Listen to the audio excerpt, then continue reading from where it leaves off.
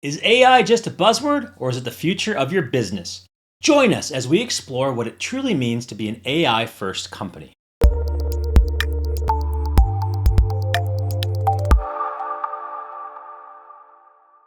In this episode, we tackle the question, should you become an AI first business? We'll define what AI first really means, discuss why only a small percentage of businesses are truly embracing AI, and explore whether AI should be the co pilot or the pilot of your organization. Tune in to hear our perspectives on integrating AI into every decision and preparing for the abundance avalanche. Welcome back to the Profit School podcast. This is the Business Unfiltered edition, a conversation between myself, Jeff Sauer, and my business partner, Mercer. And today we're going to be talking about should you become an AI first business? Now, as is tradition here, I want to introduce the topic, get in some definitions, and then talk about our conclusion. So, Mercer, when I say should you become an AI first business, what comes to your mind? It's funny because like the obvious answer is like, well, it seems like an embedded question where it's like, yes, of course you should become an AI first business. But here's where I think the rub is what does AI first mean? So for me, AI first is sort of like everything go like kind of like you use your computer on a daily basis to get stuff done. You don't even think about it. But we don't necessarily call that computer first business, but that's what it is. And that's what I think AI first is. It's like eventually it just sort of gets integrated. It's just how you do things. And so when I'm thinking AI first business, I'm thinking you just use AI to get everything done in Yeah, I some like way, I shape, like or that. form.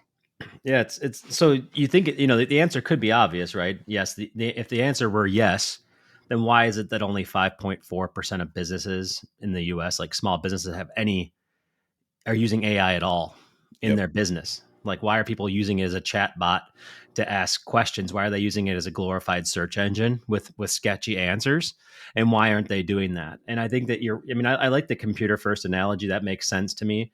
It resonates. But also, I think there's a difference between using AI and then AI first. And then the question is, even as you were talking, like, okay, should they use AI? Well, is AI a co-pilot? Is AI the pilot? What is AI? What is the role there? So like that's really what we want to get into here. AI first, it actually makes a lot of people uncomfortable. It might not make sense for a lot of businesses to do it first versus is it AI enhanced? Is it AI aided? Is it guided? And then what is the role in there? Because that's something that I'm still trying to figure out. Can you just, an AI first business, what does that mean? So I'm going to give you a little, history or give us a history and then I want to hand it over to you. But Google announced in 2008, they were a mobile first company. That's like a corollary to me. What does mobile first mean? And what Google said was, we're going to design everything on mobile so that it works on mobile, and then we'll expand it so that it works on a desktop, right? So everything has to be fast.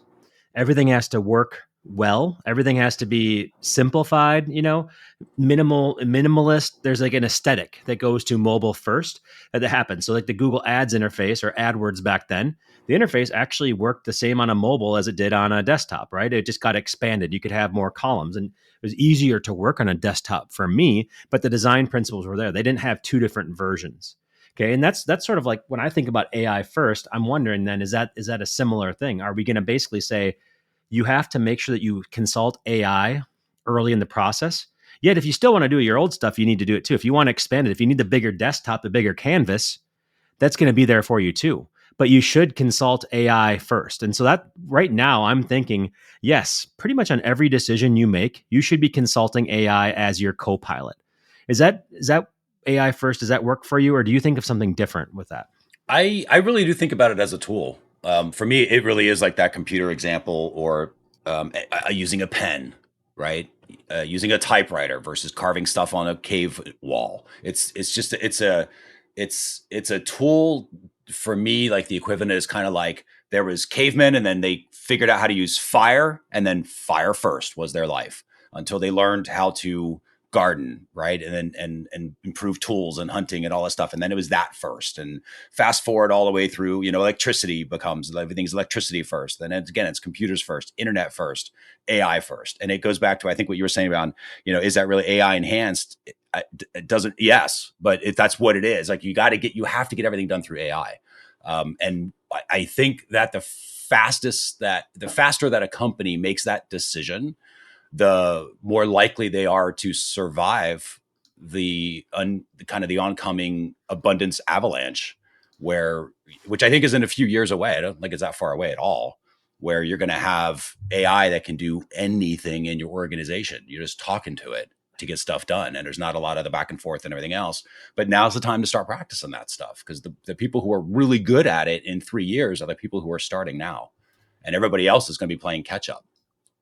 So that's kind of where I think it's like AI is a tool. Like, when we're optimizing pages, I'm using AI to optimize pages. When we're writing anything, we're using AI to write. When I'm thinking through organization of the company or working with certain team members, I'm using AI to bounce off of ideas. When I'm working on my own mindset, I'm working with AI to help me with my own mindset and my goals. Like, it is AI everything, because it is one of the best tools out there. And if you can learn how to use it and unlock it, it does enhance the human, right? Now the human's worth 10 humans or 50 humans. And in a year, it'll be 100 humans. In 3 years, you'll be 5,000 humans, right? And so I think humans become much more powerful in a business, which again, sadly, will probably mean most businesses won't need a lot of humans, but then there'll just be a lot more businesses. I think will be out there, a lot more entrepreneurs and everything else, because you can do so much more with AI. You don't need to become an expert accountant. All that stuff's going to be AI'd in 3 years. So Yeah. that's how I think about it. It's like, if you're thinking like, how do I use AI to write my sales page? Like, I think that's a great start. And I think that's where we were a couple of years ago. But that mentality isn't AI first. It's, what can we use AI for? Like, we happen to have it. How do we, when you're sort of coming up with a reason, I think that's why the 5% of businesses, aren't using it. I heard a very similar stat earlier too, and I think it was lower than that. It was like 2.7 of a certain business isn't using AI at all. There's not thinking about it. Most people don't even know what Claude is, or haven't even heard of Anthropic. Like, they're just not into this in the business. So I think if 2 years ago we were thinking like, how do you fit in AI? Now the difference is, it's like, how do we get this done through AI? It's like, the difference is, one is like, I was using AI to say, okay, what can I do with this tool? And then I would try to fit the tool into the thing I was doing. And now I just have the tool, and I just start with the thing I'm doing through the tool. I don't even think about, how do I use AI? It's like, well, obviously I'm using AI to do this. Like, it's more integrated. And that's what I guess that AI first says to me. Yeah. I mean, I think AI first right now, or whatever it is, like AI is your co-pilot. As I was saying earlier, it's your coworker. It's an agent that's on your behalf. And the reason why people don't use it right now is usually it's specific use cases. They say, well, AI is a good chat bot for telling me the name of a celebrity. It's like a good search engine. It's good at writing low level stuff, but it doesn't understand my industry. It doesn't understand the travel industry. It doesn't understand how to make an offer. It doesn't understand this, right? It doesn't understand copywriting. It doesn't, and that's just like a temporary blip. Like that, it will understand it. Like that's very, Yep. very quick. So it will be a better co-pilot for you. At some point, maybe AI will be just your intellectual capital or aid your intellectual capital. There's going to be a phase for a while where ultimately the knowledge workers are just verifying the knowledge of AI, but eventually it'll be better than you at verifying it, so that'll take over. Um, like the comparison I use lately is just horses versus cars.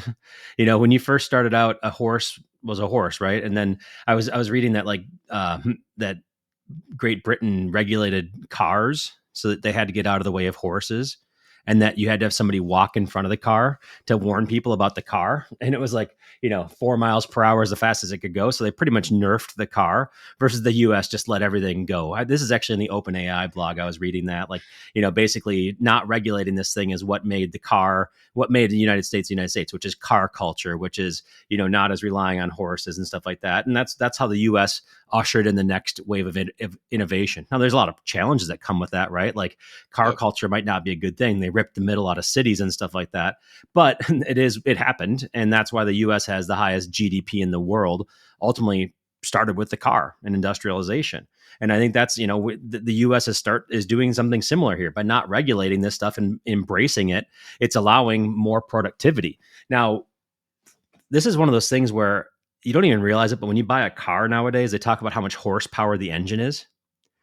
It's like that's literally how many horses that's the equivalent to. And it's like what, 250 horsepower? I don't know, like 500 horsepower. Like this thing is literally 500 horses in this tiny little thing right here. Well, I think that the AI analogy is worker power.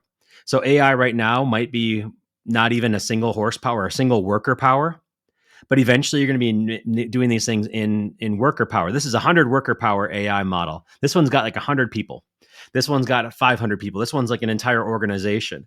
And you and I have been saying this, like we think that a single person using AI as their co-pilot and an enabling company will be able to be as productive as 100 individuals were pre chat GPT. Let's just Easily. draw that line in the sand. Pre Easily. 2020, 100, and that's like, you can do that now. You can be 50 times, you can have 50 people right now, Yep. maybe even 100. I mean, I don't know where it's going to stop. Is it going to stop at 1,000? Is it going to stop at 10,000? I don't know the answer to that. It might just be never ending.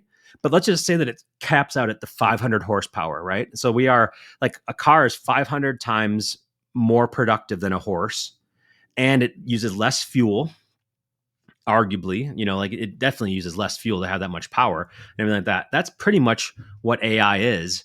And so why wouldn't you want to become a AI first business? Why wouldn't your business put that through there if every person that you employ is 100x more productive?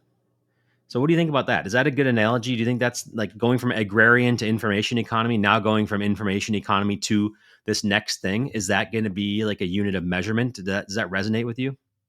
Yeah, I mean, it certainly could. I mean, back in February, I know there was a paper that OpenAI put out that said something along the lines of by 2035, and I think they'll probably end up beating that, but by 2035, any AI, will have the smarts of all the people that are currently living in 2025, like 10 years prior, right? So it's like everything that we know this very year, every single person on the planet, if you combine all their knowledge together in a single place, that's where AI is going, was kind of their point. So they can do anything. So if you wanted to be like, I would like to play around with discovering the cure for cancer, you will have everything you need to be able to do that if you can figure out how to get AI to help you. And so that's where I think it's just going to come down into that um, understanding how to use it more and people switching their mindset around it so it's not such a scary place. Because I think you're right. Like that co-pilot mentality is like, it's just right there all the time. But it's like, I don't call my computer a co-pilot. It's just my computer. So I think it'll go that way. Like computers kind of did some of this where it was like the PC was all about the RAM. And this goes back to your numbers, right? The RAM and the speed and everything else. And Apple people are like, where's the button? I just need to turn it on. Right. So there might be some of that. I think at a certain point, it's just so powerful, it doesn't matter anymore. Like, I have no idea how many horsepower my car has. I know it's somewhere on a sticker. I just know it goes fast. You know what I mean? Like, that's what I care about. So it's like, I think with AI, that's what it just becomes so enabling to get done whatever you want to get done that there are no more excuses. And I think to your limits idea, it's infinite is the answer. You can do anything you want. So it's unlimited horsepower. I think it's basically there now. If you're willing to work with it, it might take a little more effort to get some of the power out. But if you're willing to play with AI and use it in a slightly different way, I think you can get some incredible power out of it. So I guess the real question for me is like, why is the 95% not using it? Like, are they still where we were maybe a couple of years ago, going like, okay, where do I put this thing? Like, how do I plug this thing in? Where can I now use this new fancy thing called a computer? I guess it'll replace the typewriter for now. Let's put it out there. But they're not using it entirely correct. And so I think some of it is opportunity. We've talked about doing this a lot in Profit School, talking a lot more about AI, a lot more about automation. Like, this is just the way business is going to be, like, the way life is going to be done is going to change radically. And, being able to help some companies wrap their head around using it and actually taking advantage of it, I think is going to become important, like increasingly day by day, because people are running out of time. It's urgent, I think. Yeah. To be starting to use this stuff. Well, so I have a few watershed moments that it's already happened, and that is, we did an AI revolution workshop in October, and people were like, I understand now, I'm going to start using AI. And a lot of people come back to me still and they say, I use AI every day, but I needed that workshop. Mm-hmm. I needed you to show me, and now I use it every day, and it's all I use.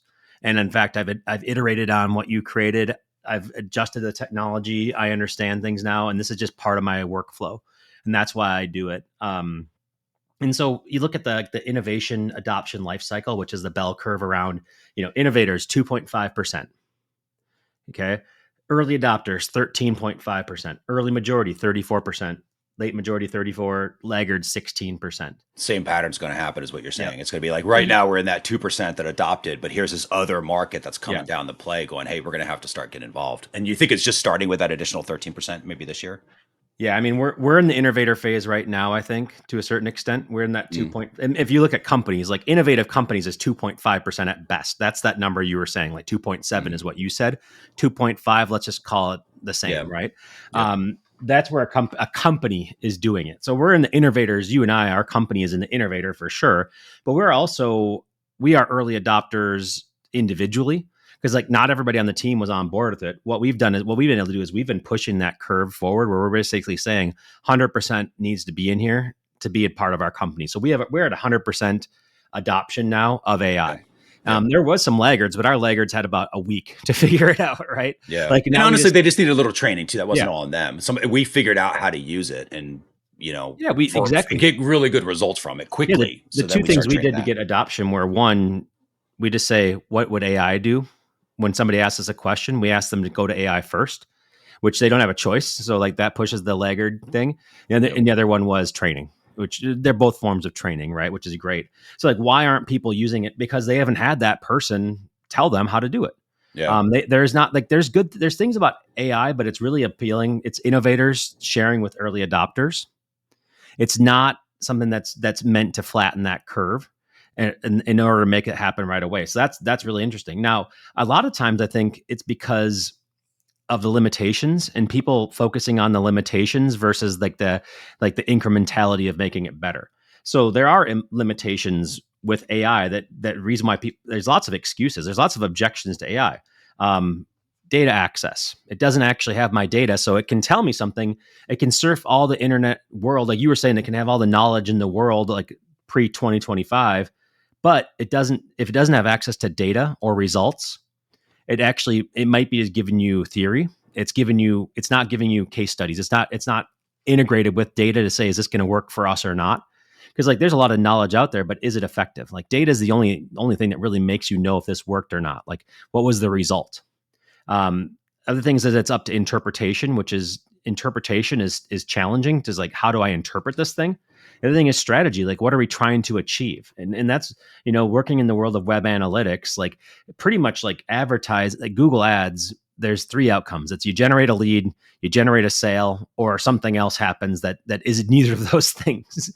Like that's pretty much it. And you train the model. With a website, there's way more objectives. There's way more different operating system or CMSs and stuff like that. So it's really actually hard to know something. So you have to boil it down to what is the strategy, and that'll take a while for AI to be able to do that, if ever. So that is something that it's harder to do these things, and that's ultimately I think that we're in the objection phase where people say I don't want to do this thing because it's hard. I haven't been educated in it. I don't see the light because it's going to be actually a little bit more work for me to do this thing. And I'm still not sure of the result that makes it different. And so that's Mm. the reason why you wouldn't want to do it. Like I wouldn't want to do it if you said, hey, use AI to get the perfect sales page without putting any intellectual capital on it. We've tried that and those sales pages suck. They're not very good, right? But if you do a little bit of elbow grease, a little bit of intellectual capital, a little bit of your own data, a little bit of the measurement marketing framework, it gets so much better, right? So it's like that's the co-pilot thing we're talking about. That is where, yes, you should consult AI at every step, but you don't rely blindly on it. Now, if you can't get over the hump and even turn on or get to Chat GPT and do a free version of it, or do the $20 version a month because you're worried that it's not going to be perfect, then that's probably why you're going to be in the late majority or the laggard. Like that's a sign that you're not going to adopt it and you will be left behind, because the leaving behind, it's a difference between having 1 horsepower and 1,000 horsepower. What do you think about that? Yeah, yeah, I agree. I think going through some of the limitations makes sense as to why somebody is thinking like, okay, here are the reasons I'm not doing this, and I totally get that whole like I'm going to put all this effort into it and spin in circles and then still not have something that's good enough. Because sometimes it just sounds like AI, which I totally get. And I also I know for a fact that's user error. That's just because they're not properly trained on how to interact with AI, which is why they get those results. So there's a few things we can talk about around that. Because we've done that. Like I know that for a fact, easily. The other thing is mentally around AI. AI is, and this goes to your point about the people who are like, oh, I just got AI to write my blog post, and you copy and paste the blog post. Like AI is not outsourcing, right? It's AI is not automation. It is involved in automation, but you shouldn't be just automating AI. It's management of AI. That's how you think about it. Like all of your team members, all of our team members, they're managers now, all of them, of their individual AI teams, and their job is to manage those AIs to make sure that they're getting the job done, which implies the human is involved, right? The human is the editor. The human's the manager is sort of how I think about it. Editor, if you're a copywriter or content or writer of some sort, makes sense. But I think generally speaking, it's manager. You're a manager now of the AI, and you have to make sure the AI is getting the result that it needs to get, just like you would a team member. You don't just blindly hire a team member and be like, all right, go ahead and do all this thing, and then we'll never ask and talk to you ever again. You'll just give us the results. That's a vendor, not a team member. And AI isn't a vendor. It's a team member. So I look at it as managing that. And I think if people make that first switch of like, okay, I can build this team of people who will be there all the time, 24/7, don't get tired, have unlimited knowledge, and can get all this stuff done, then it's easier to you come at it thinking from a different strategy now. So now all of a sudden you see more opportunities for AI because you're like, hey, instead of hiring somebody to do YouTube thumbnails, I can have AI do YouTube thumbnails, right? Just that. Like instead of hiring one person who's incredible at AI at YouTube thumbnails, I'm just going to hire AI to do it, right? For pennies on the dollar. And that goes to your point where this thing is getting cheaper and cheaper and cheaper. I think also in that open AI paper, they were saying, that when that happened back in February 2025, they were talking about it going down 10 times every year, the cost. Mm-hmm. So what is $200 now will be $2 in a year from now, but the reason is because, again, there's so much out there. There's so much abundance that's out there. It's unlimited supply, unlimited demand. Like this thing is crazy cool, but it's going to change a lot of rules. I think the fright over training, I also understand in terms of training the data, right? Where it's like, oh, it doesn't have access to my data, but that's rapidly adjusting. I mean, there are tools like Notebook LM that won't train on anything you give it as a source. So you can give it your specific details. It is designed to be your firewall and, kind of designed to be made by beginners, interacted with beginners, so they can't accidentally share improper data, and they can use this tool as the research assistant it's designed to be used. And it's an incredibly powerful tool that you can do some crazy cool things with. Doesn't require a whole lot. And you don't have to think about like, oh, access to the data. You give it access to the data. Gemini now has access to Google Drive if you allow it, right? So now it can access your email, your calendars. It can start doing that.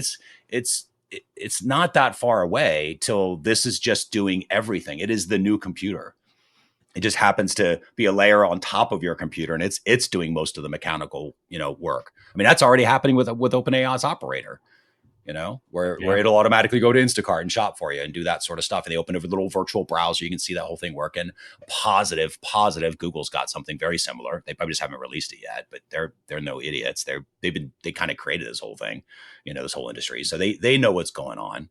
So, for me, it's deciding. Anybody that's not using it yet, which is, by the odds, 95% of people, and maybe not our audience, it's probably a little more that are using it, but you may not be using it. If you're not using it for every possible thing, I think you're missing out. And that's the key question is AI first means, how do I use AI to get this done? Everything. And if you can't, it doesn't mean it's not AIable. It just means you couldn't figure it out. Because I've figured out how to use AI for a lot of stuff. And it was just asking the question where I'm like, oh, and then to your point, you just ask AI, hey, how can I use AI to help with whatever the thing is I can't figure out? And AI will tell you, oh, here's some different opportunities I can maybe help you out with. So you can use AI at least in part of it. But I think, the idea of the leverage that this gives you and the amount of ability to get unstuck that it gives any entrepreneur, any business owner, is mind-boggling.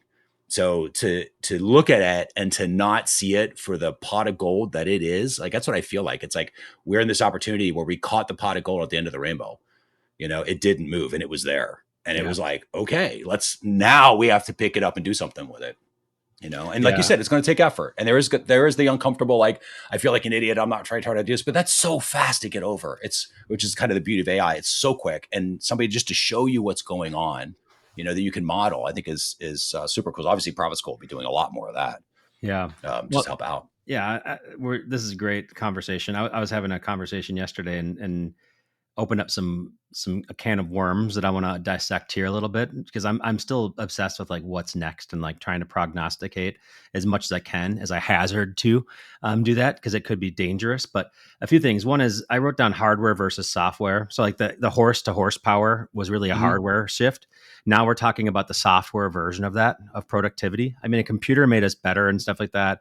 Email, all those things were there, but it also created another burden that it didn't really deflate things. It just shifted it. It shifted it from like waiting on the mail to getting mail right away, which then created spam. Like there's some things that happen from these things. There will be spam of AI too, right? That's already happening and it will continue to happen. Like there's SEO because of search engines made us more efficient. So then people did SEO, then it turned to spammers. Like a lot of these things, there's spammers that come into these things that can give it a bad name. But ultimately, at the end of the day, AI is like an operating system. And at first, an operating system, Windows 3.1 versus Windows 95 versus Windows NT versus like now the updates to Mac OS and the updates to Windows, they're very small. They're incremental. They release a service pack once a year, and it's like, hey, now we have emojis built into it, or now we interact with this thing. They add like 5 features a year. That's probably where AI is going to go. Like each of these things is going to be a different operating system. You'll have the OpenAI operating system. You'll have the Gemini operating system. You'll have those might be the only two. Like they'll probably will be the only two. Let's be honest with each other. They're Yeah. going to be the only two. Other ones are going to be more like a mobile OS or something like that. A little bit like, but desktop wise, workhorse, it's probably going to be two. So that is your operating system. If you pick one of those, you're probably going to end up not having to go change a lot of things, and you're going to get from the point where they're doing revolutionary things to evolutionary things. That's what's going to happen. But when I say prognostication, it's like, first of all, if you have a 100x more productive workforce, you don't need to hire as many people, and your margins go way up. The most expensive thing in any business is people, right? So you have 50% of your expenses can be people, if not more. Some businesses it's 75% of their expenses, especially like knowledge businesses, agencies, training businesses, stuff like that. Well, if you can have people be more productive, you can do more with less. Your margins go down to 25%, 10%, whatever. That's temporary, folks. That's the problem, though. What's going to end Yeah. up happening then is that you're not going to be able to charge as much because you become a commodity. So we're ushering in the point where we become a commodity faster. And it's like eventually your margins actually go down to commodity, which is even smaller than that, right? It's like Yep. 5 to 10% margins, and that's where a lot of businesses are going to go. Businesses that thrived in the past that had high performance culture, work people really hard to get the margins. Now they're going to get margins from the AI of the world, but then the prices are going to go down. And it's like, what happens after that? What happens in a deflationary economy? I have some theories. My theory right now is that it's likely going to be that there's the haves and the have-nots. We're going to have few it's exceptional people. It's only A players. It's only A intellectual capital. It's only people who are the best that are going to be employable. And then everybody else, they're going to have to figure it out. You said earlier, it might just be that everybody's a business. That's probably part of it, right? Is that every single person's a business and everybody's a contractor with their specialties. And that's what they do is they shop themselves around as like, hey, instead of being an employee, I am just the person who specializes in this thing. And so there can be a lot more specialties in there. Yep. And then it's going to open up jobs we never even knew about. Compliance, regulations, babysitting it, making sure it works, making sure that your fleet of robots is working. Like those might be more local stuff. It might be, providing food again. Like maybe it's like providing high quality food to people. I don't know. There's a lot of different things that are going to end up happening here, but I think it's going to be big businesses don't really need to exist anymore with AI, and they're going to start chipping away at it. Small businesses are going to pop up, and maybe that's just what everything is. Everything's a gig economy at that point. I know that's opening up a big open loop, Mercer, at the end of this one. But any thoughts on that, or any final thoughts for you? No, I think, yeah. I mean, it's like who knows what's going to happen, right? Either way, I think it's just going to be a world of abundance. Like Mm-hmm. whether it goes into UBI is there's a lot more people talking about universal income now for the world, because their jobs are just going to be it's catastrophic loss of jobs, and people are going to need to pivot. But I personally think it'll go into that individual contractor mode. Like you'll have companies of companies. where it's like I'm working with a copywriter who uses AI to do everything, but it doesn't cost me $20,000 for a sales page anymore. It costs me a couple $100, because it doesn't cost them all that time because they're doing it times 10,000 of me around the world, right? And it's all automated on their end, and who cares? And for $200, I get great copy all the time. Like I could totally see stuff like that happening. Same thing with that. Same thing with that, all the stuff, right? So I think there's going to be plenty of opportunity for people, even those in corporate America. They'll break out and kind of go in that freelancing route. My final thought of just AI, it just ran a strategy of how to think about it, is when you were mentioning all the different tools that are out there. I think there's a lot of complexity in the tools, and I think tools will explode. There's going to be so many more tools that do so much more less because they're so finely specialized, because AI just needs them to do a certain thing, but it won't be because humans need them. It's because AI needs it to do a certain thing, and people will just create tools. I think AI is going to create tools that it can use. And so for me, it's like I see that as the grout in between all these different tiles. Like if all the different tiles are tools, AI is the grout that goes between them, connects everything in, decides what gets done by who and by when. That leads to a powerful company. So if you're still listening to this and you haven't used AI, just, again, Gemini, if you got a workspace account, gemini.google.com, just get in there and start chatting with anything you do to interact with it is already a positive move. That's it. So 100%. with that, you can take us home. I love it. Well, that's a great final thought. I have Gemini.google.com open up all the time, and it is my co-pilot. It's like a tab, and I consult it with everything I do. So that's the final thought. That wraps up this business unfiltered conversation. Thank you for listening to the Profit School podcast, and share what you've learned, and be sure to check us out at profitschool.com and join our free community, and rate and review on your favorite podcast platform, and be on the lookout for our Gemini workshop, which should be out there by now. If you want to learn Gemini for your business, Profit School has a product for that for you. So go to profitschool.com and you'll be able to find that out. And we'll see you on our next episode. In summary, becoming an AI first business requires a shift in mindset and a willingness to embrace new tools and strategies. By understanding the potential of AI, overcoming objections, and investing in training, you can unlock unprecedented levels of productivity and success. Thanks for watching, and if you have any experiences or tips for becoming an AI first business, please leave them in the comments below. And if you want to learn more about leveraging AI in your business, be sure to check out our Gemini workshop at profitschool.com/Gemini, where we dive deep into the world of business optimization with AI. Remember to share this podcast and talk about what you've learned in order to integrate that thinking into your own business. Check out profitschool.com and join our community. Rate and review us on your favorite platform, and be sure to subscribe to this YouTube channel.